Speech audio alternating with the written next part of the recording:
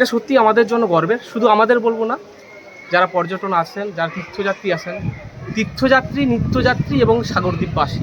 যে সমস্ত রোগীরা যে সমস্যায় হয়, যে রোগীদের জলের জন্য বসে থাকতে হয়, সময় মতো নিয়ে যেতে পারি না, সেটা খুব তাড়াতাড়ি কলকাতাতে যে কোনো হসপিটাল নার্সিংহোমে নিয়ে যেতে পারবো।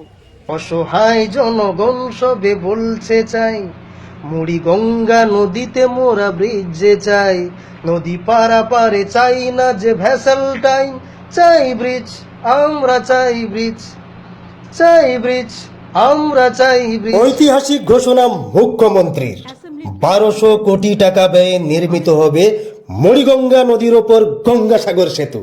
স্বপ্ন পূরণ হবে সাগরদ্বীপবাসীর।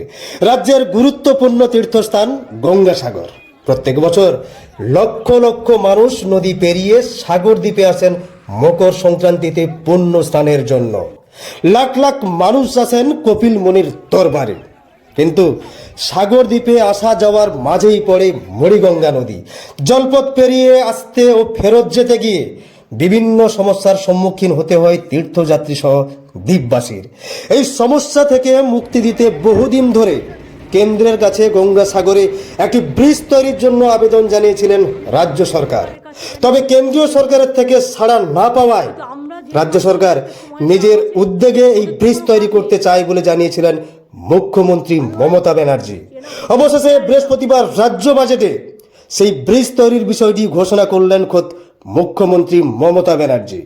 গঙ্গাসাগরে মুড়িগঙ্গা নদীর উপর ব্রিজ তৈরি করবে রাজ্য সরকার। এর জন্য 1200 কোটি টাকা খরচ হবে। 3 বছরের মধ্যে এই সেতু তৈরির কাজ সম্পন্ন হবে বলে জানান খোদ মমতা বন্দ্যোপাধ্যায়। মুড়িগঙ্গার উপর তৈরি হওয়া এই সেতুর নাম দেওয়া হয়েছে গঙ্গাসাগর সেতু। মোট খরচ 1200 কোটি টাকা হলেও এবছর 200 কোটি টাকা বরাদ্দ করা হয়েছে। মনে রাখবেন, গঙ্গাসাগর একটা সেতুর জন্য কতদিন ধরে আমরা বলেছি গঙ্গাসাগর তীর্থকে জাতীয় মেলা ঘোষণা করা হোক এবং গঙ্গাসাগরে জল পেরিয়ে তীর্থযাত্রীদের যেতে হয়, তাদের জন্য একটা ব্রিজ করে দেওয়া হোক মুড়িগঙ্গার উপরে। আজ পর্যন্ত কেউ সে কথায় কান দেয়নি। আমরা এই বাজেটে ঘোষণা করেছি যে গঙ্গাসাগরের ব্রিজ আমরা করব এবং এর জন্য 1000 কোটি টাকার ওপর যে খরচ হবে, এবছরের জন্য 200 কোটি টাকা ধার্য করা হয়েছে। মুড়িগঙ্গা ব্রিজ, ওটার নাম দেওয়া হয়েছে গঙ্গাসাগর সেতু। ঘোষণার পর সেই খবর ছড়িয়ে পড়তে খুশির বন্যা বইছে গোটা দ্বীপ জুড়ে। কি বলছেন সমাজসেবী থেকে শিক্ষক, কি বলছেন সাগরদ্বীপের আম জনতা, সেই বক্তব্য দিয়ে শেষ করব। সবাই ভালো থাকবেন, সাবধানে থাকবেন। নমস্কার। গতকালের রাজ্য বাজেটে ঘোষণা হয়েছে আমাদের গঙ্গাসাগরের যে নদী, অর্থাৎ গঙ্গাসাগর কচুগড়িয়া থেকে 8 নম্বর ঘাট থেকে গঙ্গাসাগরে আসার যে নদী, সেই নদীতে ব্রিজ হবে। এই ঘোষণাটি দেখার পরে সত্যি বলতে আমাদের সাগরদ্বীপবাসী হিসাবে আমরা সত্যি গর্ববোধ করছি এবং ধন্যবাদ জ্ঞাপন করছি। এর পূর্বেই রাজ্য সরকার থেকে যদি প্রতিশ্রুতি করা হয়েছিল বা বলা হয়েছিল যে আমাদের এই ব্রিজ তৈরি করা হবে, কিন্তু তা বাস্তবে আমরা সেরকম ফলশ্রুতি দেখিনি। কিন্তু গতকাল বাজেট ঘোষণার পরে যখন বাজেটে ঘোষণা হলো এবং কিছু অর্থ বরাদ্দ হয়েছে এবং 3 বছরের মধ্যেই এই 3.1 কিলোমিটার যে দূরত্বের মধ্যে যে ব্রিজ, এই ব্রিজটা তৈরি হবে, এটা সত্যি আমাদের জন্য গর্বের। শুধু আমাদের বলবো না, যারা পর্যটন আসেন, যারা তীর্থযাত্রী আসেন, তীর্থযাত্রী, নিত্যযাত্রী এবং সাগরদ্বীপবাসী এবং যারা দুস্থ রোগী, আমরা অনেকেই অনেক সময় দেখি এবং নিজেদের পরিবারের অনেকেই পেরোতেও দেখি যে সাগরদ্বীপের স্বাস্থ্য পরিষেবার কথা বলতে গেলে প্রসূতি মায়েদের কথা, যারা প্রেগনেন্সি মায়েরা আছেন, এমন একটা সময় ডাক্তারবাবু রেফার করেন আর সেই সময় পারাপারেরও বিশাল সমস্যা হয়ে যায়, কারণ সমুদ্রে জল থাকে না। যারা পান চাষি ভাই আছেন সাগরদ্বীপের, যারা পান নিয়ে যান, তাদেরও দুর্ভোগের সীমা থাকে না। যারা নিত্যযাত্রী, অফিসে আসেন, স্কুলে আসেন, অনেক শিক্ষকরা আসেন, অনেক ছাত্রছাত্রী যান, কলেজে পারাপারা করেন, এই জলপথের জন্য পড়াশোনার ক্ষেত্রেও বিশাল ব্যাঘাত ঘটে। প্রত্যেকটা ক্ষেত্রে, কর্মক্ষেত্র থেকে শুরু করে, পড়াশোনা থেকে শুরু করে, স্বাস্থ্য পরিষেবা থেকে শুরু করে প্রত্যেকটা ক্ষেত্রে কিন্তু এই নদী পারাপারা আমাদের ক্ষেত্রে একটা বাধার সৃষ্টি করে, যখন বিশেষ করে নদীতে জল থাকে না। তো সেক্ষেত্রে যদি সত্যি বলতে যদি এই প্রতিশ্রুতি এবং এখান থেকে যে বাজেট ঘোষণা হলো এবং বাজেটের পর যদি বাস্তবে যদি আমরা দেখতে পাই যে সাগরদ্বীপের এই নদীতে ব্রিজ হয়েছে, সত্যি ধন্যবাদ নয়, তখন মুখ্যমন্ত্রীকে হয়তো সামনে পেলে আমরা প্রণাম জ্ঞাপন করব। কারণ এই ব্রিজের আমি আগেই বললাম, এই ব্রিজের যে দুর্ভোগ, যে কষ্ট, আমরা ব্রিজ নেই বলে যে কষ্টটা আমরা ভুগছি, আমাদের সাগরদ্বীপের 3 লক্ষ মানুষের কাছাকাছি সবাই যে ভুগছে, সেই ভোগান্তি আমরা সাগরদ্বীপবাসী হিসাবে যেমন অনুভব করি, ঠিক তেমনি যারা তীর্থযাত্রী আছেন, বিশেষ করে আমাদের ভারতবর্ষের দ্বিতীয় বৃহত্তম মেলা এই সাগর মেলা, গঙ্গাসাগর মেলা, এই পবিত্র বেলাভূমি, যারা তীর্থযাত্রী এসে আধ ঘন্টার রাস্তা যারা 5 ঘন্টা দাঁড়িয়ে থাকতে হয়, তখন তাদের যে দুর্ভোগ, সেই দুর্ভোগেরও শেষ থাকে না। তাই এই দুর্ভোগের চিরসমাপ্তি ঘটুক এই ব্রিজের মধ্য দিয়ে, ব্রিজ হোক আগামী দিনে, খুব দ্রুততার সঙ্গে ব্রিজের কাজ শুরু হোক, এইটুকু আশা রাখছি এবং এই ভোগান্তি থেকে আমরা সাগরদ্বীপবাসী চিরমুক্তি চাইছি। সবাইকে ধন্যবাদ, নমস্কার। আমরা যখন আসি ভ্যাসেল ঘাটে, কিন্তু দেখা যাচ্ছে অনেক সময় 6-7 ঘন্টা ভ্যাসেল থাকে না আমাদের। তাহলে ভ্যাসেল যদি ব্রিজ হয় আমরা তাড়াতাড়ি যেতে পারবো। রুগী টুগি নিয়ে আসলেও খুব সমস্যা হয় আমাদের।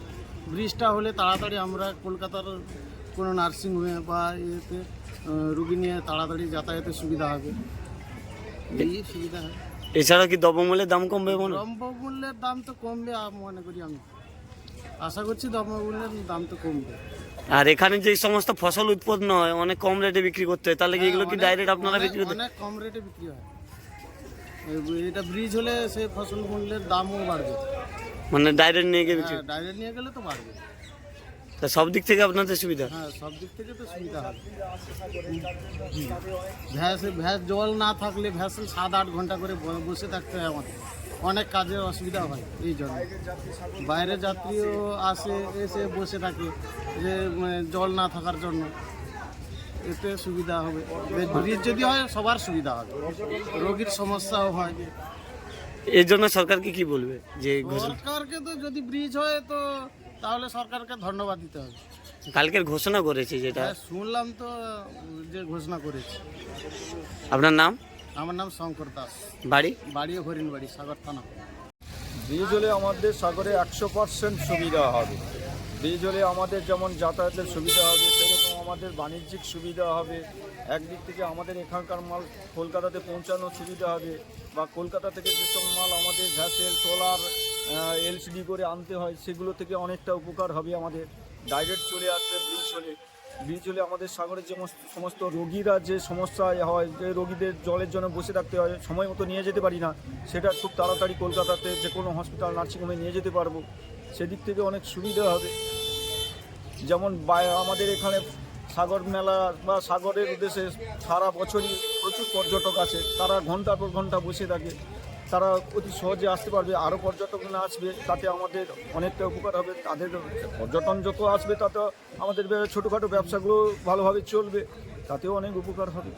সাগরের মানুষ দ্রব্যমূল্যের দাম কি কমবে এর ব্রিজটা যদি? দ্রব্যমূল্য তো নিশ্চয়ই কমবে, দ্রব্যমূল্য কমা উচিত, কারণ যেহেতু ভ্যাসেল অনেকগুলো গাড়ি পার করে আনতে হলে অনেক তো খরচ পড়ে, সেই খরচ ডাইরেক্ট আসলে আমাদের তো অনেক খরচ বাঁচবে। আর সাগরে যেগুলো উৎপন্ন হয় সেগুলো কি ডাইরেক্ট বিক্রি করতে হয়? ডাইরেক্ট চলে যাবে, এখানে নিয়ে যাওয়া সহজ হচ্ছে না। যা নদীপথে অনেক সময় আটকে যায়, চড়াই আটকে যায়, যেতে অনেক সময় লেগে যায়, তাতে অনেক মাল নষ্ট হয়ে যায়, সেটা নষ্ট হবে না, ডাইরেক্ট চলে যাবে গাড়িতে করে। আর এই যে ভ্যাসেল বন্ধ থাকলে অনেক সময় বসে থাকতে হয়, সেটা ভ্যাসেল বন্ধ 8 ঘন্টা 7 ঘন্টা দিনের পর দিন বসে থাকতে হচ্ছে। এর তো ভোগান্তি সব সময় হচ্ছে, এটা তো সবাই জানে। এর আগে থেকে বহুবার এ নিয়ে আমাদের আন্দোলন হয়েছে, আমরা প্রতিবাদ করেছি, আমাদের দাবি করেছি সরকারের কাছে। এর আগেও অনেকবার আমাদের প্রতিশ্রুতি দেওয়া হয়েছে, তা বাস্তবায়িত হয়নি। এবার কতটা হয় সেটা কালকের বাজেটে ঘোষণা করা হয়েছে। বাজেট তো এর আগেও তো এরকম ঘোষণা হয়েছে, অনেকবার হয়েছে, কিন্তু সেটা তো বাস্তবায়িত হয়নি। এবারে কতটা বাস্তবায়িত হয় সেটা সময়ের অপেক্ষা, আমাদের আশার ব্যাপার। যদি হয় কতটা সুবিধা হয়? যদি হলে 100% সুবিধা হবে। আপনার নাম? বিশ্বজিৎ মণ্ডল, বাড়ি রুদ্রনগর কীর্তনখালী, মানে সাগরেই বাড়ি? সাগরে।